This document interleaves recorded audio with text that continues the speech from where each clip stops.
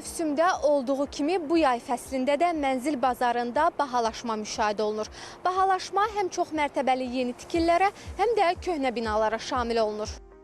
Dəniz kənarı ərazilərdə yerləşən evlərə maraq yenidən artıb. Xüsusilə Bakı ətrafı qəsəbələrdə yerləşən bağ evləri və villalar həm istirahət, həm də investisiya məqsədi ilə alıcıların diqqət mərkəzindədir. Ən yüksək qiymətlər bağ evlərindən ənənəvi olaraq Mərdəkan, Şüvalan, Bilgəh və Nardaran qəsəbələrində müşahidə olunur.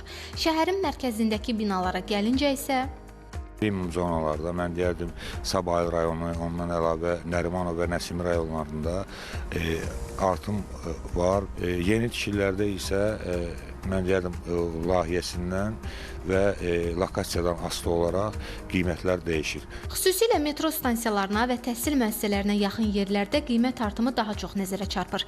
Ekspertlər bahalaşmanı müxtəlif səbəblərlə əlaqələndirirlər. Mərkəzi Bankın hesabatlarına baxanda görürük ki, son 5-6 ildə əhalinin gəlirləri təqribən 45% artıb, nominal gəlirləri. Eyni zamanda mənzil bazarında da qiymət artımı illik demək olar 8-9%-dir. Hər il qiymət əvvəlki illə görə təqribən 9% bahalaşır. Yəni insanların gəlirləri artdıqca, xüsusən də Abşeron yarımadasında mənzillərə tələbat yüksəlir və bu da qiymət artımını şərtləndirən faktordur. Mütəxəssislər deyirlər ki, hazırki dinamika belə davam edərsə, bazarda ən yüksək qiymət artımı yeni tikilməyə başlayan təməli qoyulan layihələrdə qeydə alınacaq.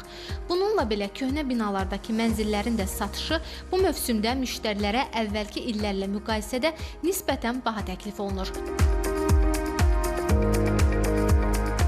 Gülnar İlqar qızı Valid Bəxtiyaroğlu, Telesəhər.